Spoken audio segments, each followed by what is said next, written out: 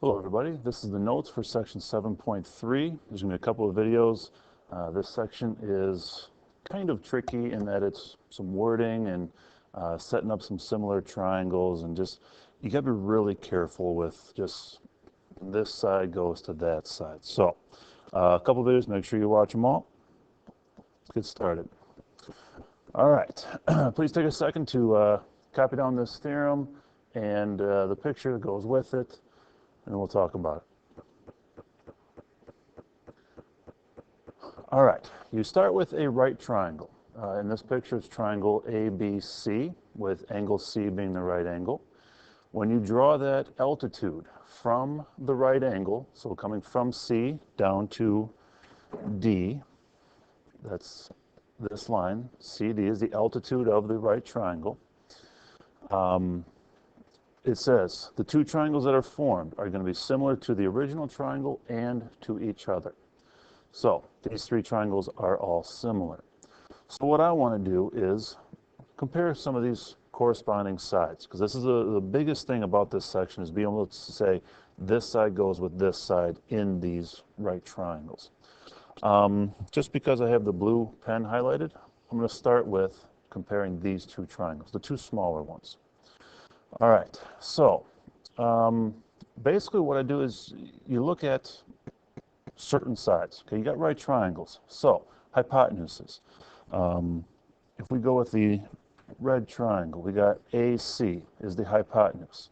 That will be compared to the corresponding hypotenuse, which is CB. Because these triangles are going to be similar. And you know what, I just thought I should mention that the reason these are similar, they're all similar because of angle. All right, the biggest triangle, angle A, compares to, in the medium-sized triangle, angle A, and they both got the right angle. So there's your two pairs of congruent angles. Same idea, angle B equals to angle B plus the right angles. The biggest triangle, the smallest triangle, angle similarity. Okay, same idea can be done with the smaller one and the medium-sized one, but they're similar because of angle. Now, back to comparing corresponding sides. So we compare the hypotenuses together. Those have got to be corresponding sides. And then I go with the legs. The shortest leg is going to be CD for the red one, and it will compare to the corresponding shortest leg, which will be BD. That proportion will equal, well, then you got the longest leg. So that's got to be AD compared to the longest leg in the blue triangle is CD. Okay, that's the idea of setting up these corresponding sides. Hypotenuses have to match up, longest legs have to match up, shortest legs have to match up. And you can do the same thing for all three pairs of similar triangles. That's the key part of all of this section, is comparing those corresponding sides in the similar triangles. So let's try a couple of examples. Go ahead, hit pause. Please try these on your own. For question number 12, what I'm going to do is draw these things separately.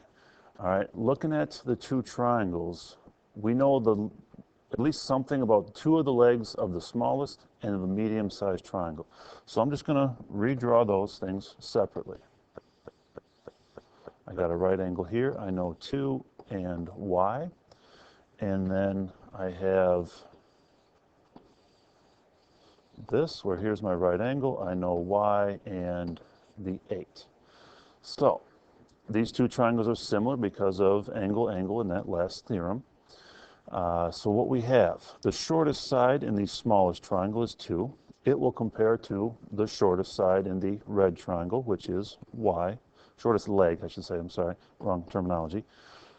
The other pair of corresponding sides, well, the longest leg in the small triangle is y, and that will go to the longer leg in the red triangle, which is the 8.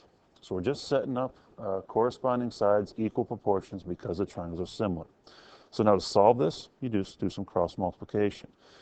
8 times 2 is 16. Y times y is y squared. Take the square root of both sides. Positive and negative 4, but y is a side length, so it's just a positive answer. Okay, so very similar to what we did in the chapter 6, but it does get a little bit trickier in just in the wording of things. And identifying which triangles to look at. And that's number 13 comes into play here. Which two triangles do we want to deal with? So if you look at these two, or actually these three triangles in the picture, in the biggest triangle, we know a hypotenuse and a leg. In the smallest triangle, we know a leg, that's Z, and we know its hypotenuse, that's 4. Those are the triangles that we know the most about. So those are the ones we're going to go with. Biggest triangle. Okay, we know this is 4. That's one of the legs. The hypotenuse is the length of 6 plus Z. In the smallest triangle, I didn't draw that very well, but that's close enough. We got our right angle here. This leg is Z. The hypotenuse is 4. All right. So these two triangles are similar, so corresponding sides. The hypotenuses, 6 plus Z, the bigger one over the smaller one, which will be 4. That will equal the other corresponding sides. The 4 and the Z, this 4 in red is the smaller leg. It will compare to the smaller leg in the green triangle, which is Z. All right, so that's our setup. Just comparing corresponding sides of similar triangles. Now we do some cross multiplication. So we got Z times 6 plus Z equals 16.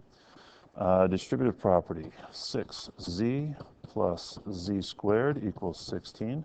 Because we have these different powers of Z, we got to set this thing equal to 0. I'm also going to change the order to make it look like a normal quadratic equation. So subtract 16 from both sides. That's setting it equal to 0. And now we factor.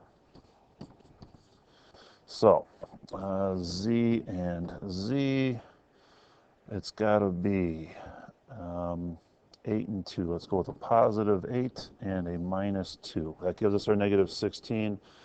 Outside terms is negative 2. Inside terms is a positive 8Z. So there's our positive 6Z when we combine those. Now we set our factors equal to 0. Z plus 8 equals 0. Z minus 2 equals 0. And solve. Z equals negative 8. Z equals 2.